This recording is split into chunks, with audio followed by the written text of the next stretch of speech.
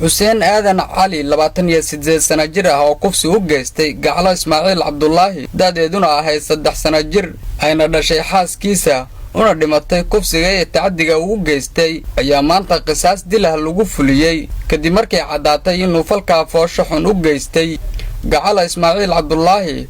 xukunkan ayaa ka dhacay maktabadda magaalada Doobley ee gobolka Jubbada Hoose iyadoo la raacayay shariicada Islaamka waxaana si wada jir ah uga soo qayb galay odayaasha labada dhinac maamulka magaalada Doobley iyo culimada deegaanka. si kastaba markii dhinac kasta la eegay ayay culimadu cadeeyeen in ay shariicada Islaamka qabto in qisaas dila lagu fuliyo marxuum Xuseen Aadan Cali. ugu horreyn waxaa meesha ka hadlay culimada maadaama la raacayay shariicada Islaamka. wax la yiraahdo iqraarku waa qofkii dambigan lagu soo xiray ee dambigan loo soo qabtay inuu iqraariyo oo uu dhaho ana arintii sameeyay saa markuu dhaho xal uma baahna. qodobka labaad ee wax lagu xukumo waxa weeye waa shahaado in la helo markhaati in la helo oo ay qiraan dad aan asaga ahayn ay qiraan ay yiraahdaan annaga markhaati ahayn goobjoog ahayn ninkan markuu falka sameeyay uu sameeyay oo markhaati loo helo oo shuruudaha ay oogsato taasna lagu xukumaa. qodobka saddexaad oo anaga qodobkan aan uskanay waxa weeye in la helo qaraa'in la helo wax muuqani karo oo markii labada kale la waayo la dhihi karo barnaamijkan ninkana sameeyay la dhihi karo oo qaraa'in ah oo tusayso inuu ninkan wax sameeyay.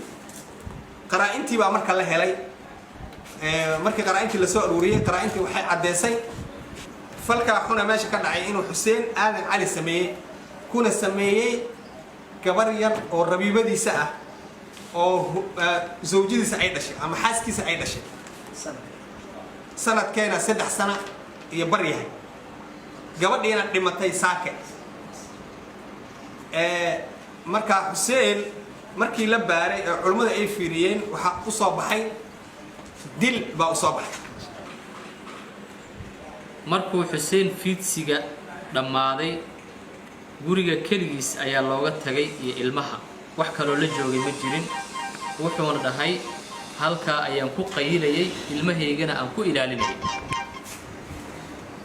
midda shanaad gabadha yar markii ay la soo qaaday ee gabadha dariska ay soo qaaday iyadoo xanuunsanaysa gabadhii dariska waxay tiri maxaa ku daaray aaba Xuseen ayaa saan yeelay ayay tiraahday gabadha. dhinaca kale waxaa dhankooda goobta ka hadlay odayaasha labada dhinac iyagoo sheegay in ay ku qanacsan yihiin shariicada Islaamka.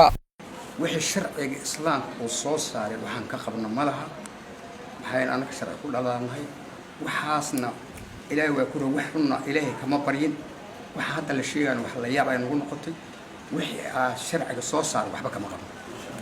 haddaan nahay odayaasha Cabdiqani Sheekh Maxamed baa la yidhahaa haddaan nahay odayaashii dhinaca gabadha ka socday ee saaka dhibanayaasha ahaa waan ku qanacsannahay waxay shareecadu soo goysay iyo culimada raalli waan ka nahay. gabagabadii maamulka magaalada Doobley oo kiiskan gacanta ku hayay ayaa dhankooda ka hadlay hadalkoodina waxaa ka mid ah sida tan. gabar 3 sano iyo bar jirto ayaa nin 28 sano jiro oo hooyadeeda qabo yaa wuxuu u isticmaalay si aan axlaan gabadhiyada ahaydna kiiska noocaasi ay u geeriyootay iyadoo saaka aan ku xabaalnay khubaraha xaafadda waa beri runtii waa wax aad looga xumaado. intaa kadib maamulka Jubbaland iyo gobolka Jubbaland wuxuu go'aan ku gaaray inuu sharciga Islaamka waafajiyo.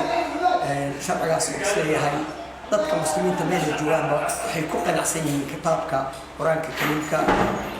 ninka isaga ahna waxaa lagu xukumay ama uu ciqaabtiisa ay noqotay dil toogasho ah kaas oo insha Allah biidhnillaahi kariim maanta uu dhacayo. Cabdinuur Xayi Haashi Jubbaland TV Doobley.